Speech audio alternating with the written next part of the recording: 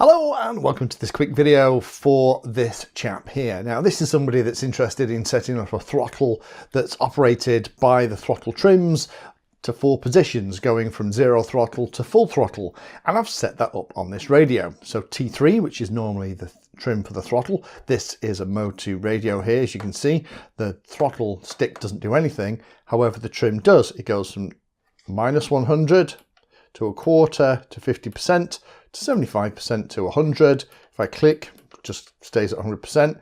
However, if I click down, it goes back to 75%, 50%, 25%, and 0. Now, at any point when I'm flying around, I'm guessing because this is a turbine, he just wants to set the throttle and just leave it. If at any point he needs to kill the turbine, he can flick the throttle switch and it will immediately go to a -100% and kind of stop the trims from working. I've just added that. He didn't ask for it, but that's kind of a simple thing. Now, the way I have done this, and I did reply to this chap, if I go back into model, the way I've done this is by using our friends something called special functions. I'll zoom in a moment and show you how to set this up. But what we're doing is we're disabling the trim as a trim for the throttle, so it's available to use as a control on the radio. Again, I have videos on how you do that.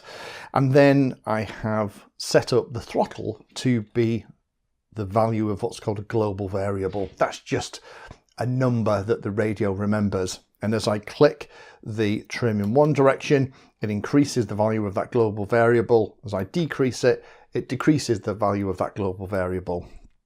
So rather than the throttle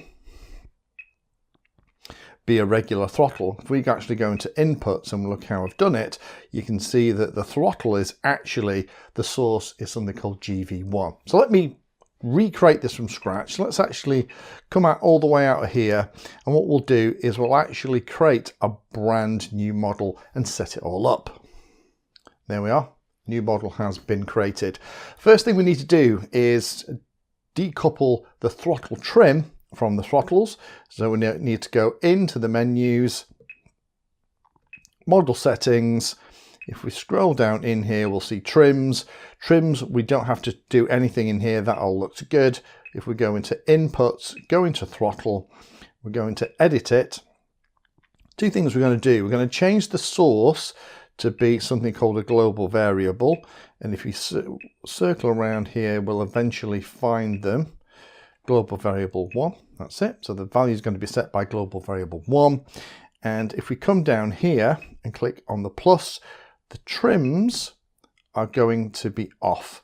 So now the trims don't do anything. Trim center. However, at the moment, as you can hear, the trims, as I move them, still give me trim center, which is not actually what we're interested in. If you want to get rid of that noise, which I tend to, we're going to go into flight modes, go into the flight mode 0, which is just the one that's there by default. You kind of come down here and you click on there, whereas for throttle, that'll disable it. So now, as I move the trims around, they're not going to make any noise. Now we've done that, let's set up the funky stuff. So we're going to set up a special function 1. The trigger is going to be the trim itself. So we need to just look around here and eventually we'll find it. Here we go. So throttle plus trim. The function is going to be adjust. The global variable 1 is the one we want to adjust. We're going to set increment or decrement. Well, let's turn it on. We're going to set this for 512. Don't worry too much about why it has to be 512. Just be happy that it's only 512. There it is. So now, when we flick the trim in the positive direction, is going to increase global variable 1 by 512. Okay, we're going to do the same again. This time the trigger is going to be the other way around. So throttle minus trim. Again, we're going to adjust global variable 1. We're going to decrement it this time. Again, this time it's going to be minus 512. There we go. Make sure that is enabled. There we go. So now as I move the trim up and down, you'll see these briefly flash yellow. There's one, there's another. So we know they're working. I would always set up a throttle safety switch. So the trigger is going to be my throttle safety. So when it's in that position, it's going to override channel 3, which is the throttle position with a minimum value. And there we are. I have a throttle override as well. That is most of the hard stuff done. So if we come back here, let's actually just set up the screens. Let's set up full screen, add the outputs to here, fill it in. There we go. Right, so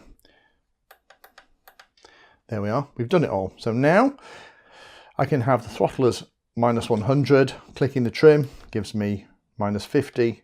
Middle position, which is why it kind of appears to disappear. One more give me +50. One more give me 100. I can set it in any of those different values. Again, if you wanted different steps, you just change the number. However, if I'm flying around and I want to cut the turbine at any point, I can just flick my switch for the throttle override and that will sort it out. So there you have it. It's not too tricky. I don't fly things like jets here, but hopefully that means that for the person asking the question, you can set it up like this and hopefully have a great flight. Thank you for watching my video. Check out the playlist, and adding Pedantry 60 to your search terms will help you find my content. If you haven't done so already, please hit the like and subscribe button. It helps a lot. You can support the time I spend here answering questions and helping others by using the links in the video description.